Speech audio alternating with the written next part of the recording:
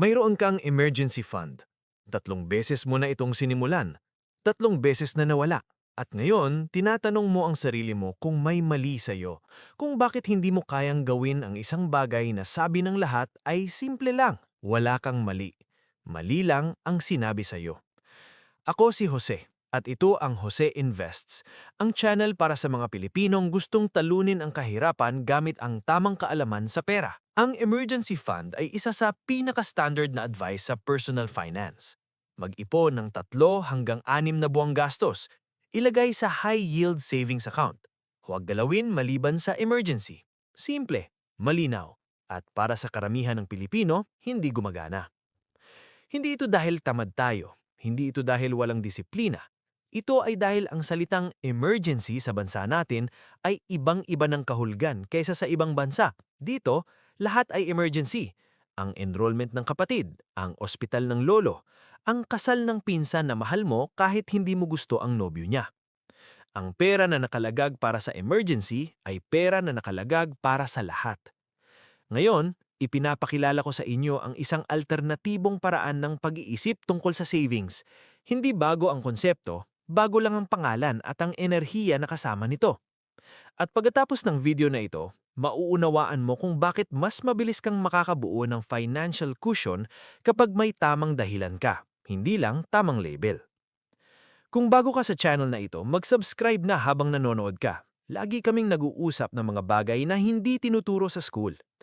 Kaya naman, narito ang 7 dahilan kung bakit hindi gumagana ang emergency fund para sa karamihan ng Pilipino at kung paano mo ito papalitan ng isang bagay na talagang gagalaw sa'yo. Numero 1.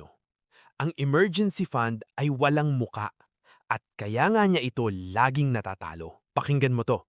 Ang utak ng tao ay hindi kumikilos dahil sa abstract na konsepto. Kumikilos tayo dahil sa emosyon, dahil sa takot, dahil sa galit, dahil sa pagmamahal. Kapag sinabi mo sa sarili mo na mag-iipon ako para sa emergency, ang tanong na otomatikong sinasagot ng utak mo ay, anong emergency? Kailan? Paano ko malalaman na emergency na? Walang sagot. Kaya walang urgency. Kaya bukas na lang ulit. Kaya imbes na emergency fund, mag-ipon ka ng revenge fund. Ang revenge fund ay ibang-iba. Hindi ka nag-iipon para sa abstract na pagkakataon. Nag-iipon ka para sa isang tiyak na kalayaan. Para makapagsabi ng hindi sa trabahong nakakasama sa kalusugan mo. Para hindi ka mapilitang umutang sa kamag-anak. Para sa araw na ikaw ang may hawak ng desisyon, hindi ang circumstance. 2 tao. Parehong sweldo na 28,000 bawat buwan, ang una ay nag-ipon ng emergency fund. Tuwing may humingi, binibigyan niya dahil para naman dito ang pondo. Ang pangalawa ay nag-ipon ng revenge fund. May pangalan ng pera niya, may mukha, may layunin. 3 taon lang, 120,000 pesos na ang nasa account niya. Nag-resign siya. Hindi naghanap ng trabaho agad. Nagpahinga ng 2 buwan. Bumalik na may mas magandang offer. Ang emergency fund ay nagtatanong ng, paano ako mabubuhay kung may mangyari? Ang revenge fund ay nagtatanong ng, paano ako makakalaya sa sitwasyong ayaw ko na? Pangalawa, ang utang na loob culture natin ay espesipikong tumatalo sa emergency fund, pero hindi sa revenge fund. Isipin mo to, kapag may kamag-anak na humingi ng tulong at alam niyang may emergency fund ka, may halong expectation na yon. Nandun naman ang pera mo, di ba? Ang revenge fund ay ibang usapan. Wala kang ibibigay mula sa pondo na may layuning personal at emosyonal. Ito ay pagiging malinaw sa sarili mo kung para saan ang bawat pisong inilalagay mo sa gilid. Ayon sa BSP, mas mababa sa 2% ng mga Pilipino ang may sapat na savings para mabuhay ng higit sa 3 buwan kung mawala ng kita. 2% sa isang bansang puno ng hardworking na tao. Ang problema ay hindi ang kakayahan. Ang problema ay walang sapat na dahilan para protektahan ang savings laban sa lahat ng hihilingin sa'yo. Ang revenge fund ay nagbibigay ng dahilan, at kapag may dahilan ka, mas madaling sabihing hindi. 3, hindi mo kailangang tawagin itong revenge fund. Kailangan mo lang magbigay ng tiyak na pangalan at tiyak na mukha sa iyong savings. Ganito ang nangyayari sa sikolohiya ng pera. Ang mga pag-aaral sa behavioral economics ay paulit-ulit na nagpapakita na ang mga tao ay mas maingat sa pera na may label kaysa sa pera na nasa iisang account lang. Tinatawag itong mental accounting. Ang pera sa isang folder na nilalagyan ng para sa operasyon ni nanay ay mas matagal na hindi nagagastos kaysa sa pera na nasa general savings lang. Ang revenge fund ay gumagamit ng prinsipyong iyon pero mas makapangyarihan. Hindi ka nag-iipon para sa pangalan. Nag-iipon ka para sa isang tiyak na versyon ng kalayaan. Para sa araw na hindi ka na kailangang mag-check ng cellphone nang may takot sa tuwing tumatawag ang boss mo. Kung meron kang 1,500 pesos na maaaring ipunin bawat buwan, sa loob ng 2 taon, 36,000 pesos na iyon. Hindi malaki, pero sapat na para magbigay sa iyo ng isang buwang runway. Isang buwang hindi ka mapipigilan ng kakulangan ng pera mula sa paggawa ng tamang desisyon. At babalikan natin ito sa ika-6 na punto kasi doon natin pag-uusapan kung saan mo literal na ilalagay ang perang ito para lumago habang naghihintay. Ika-4, ang revenge fund ay hindi kapalit ng emergency fund. Ito ang daan para maabot mo ang emergency fund. Ito ang hindi sinasabi ng karamihan. Ang mga tao ay itinuturing ang dalawang ito bilang magkasalungat. Hindi sila magkasalungat. Ang revenge fund ang psychological bridge papunta sa emergency fund na hindi mo kayang tapusin dati. Ganito ang nangyayari sa karamihan. Nagsisimula kang mag-ipon ng emergency fund. Lumipas ang ilang buwan, may nagmamadaling gastos. Nauubusan. Naiinis ka sa sarili mo. Naghihintay ng susunod na sweldo para magsimulang muli. Cycle na iyon. Nauubos ang motibasyon bago pa man maabot ang goal. Sa revenge fund, may pumipigil sa'yo. May mukha ang pera. May pangalan. At kahit na mapilitan kang galawin ito minsan, nararamdaman mo agad ang pagkawala.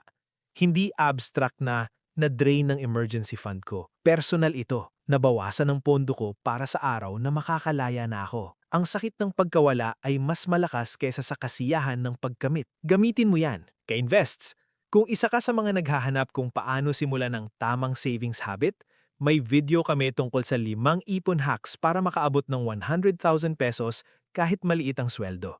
Hanapin mo sa aming channel pagkatapos ng video na ito.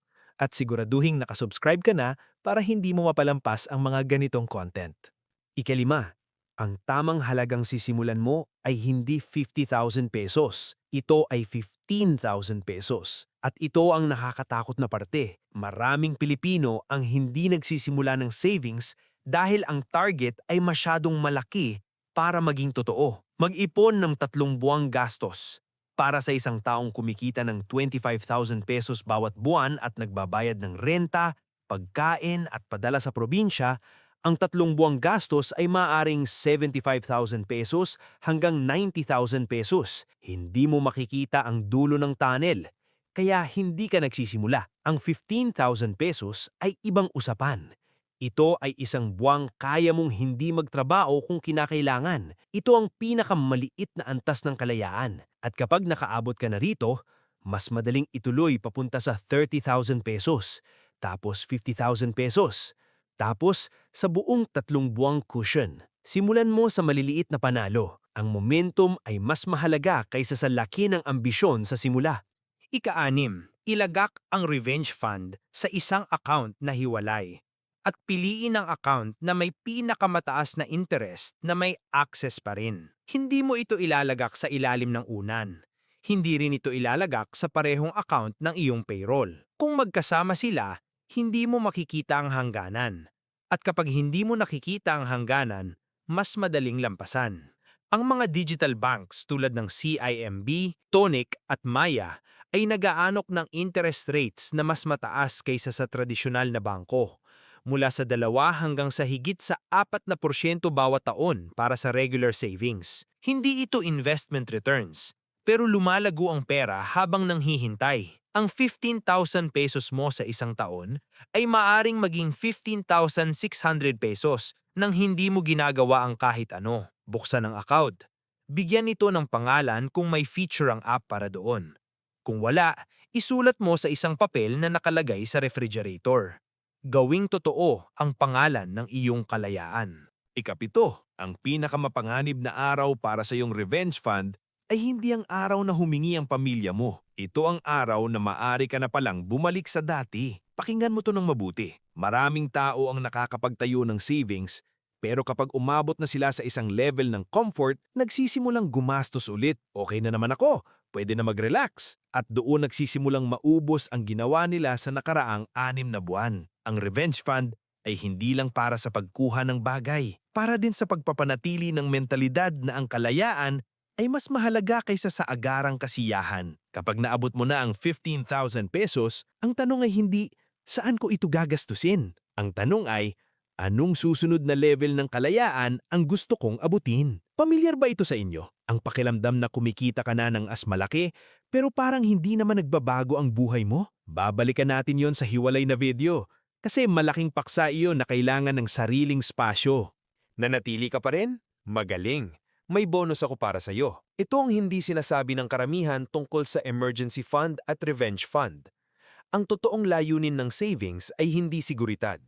Ang totoong layunin ay kapangyarihan. Ang kapangyarihang sabihin ang hindi. Ang kapangyarihang pumili.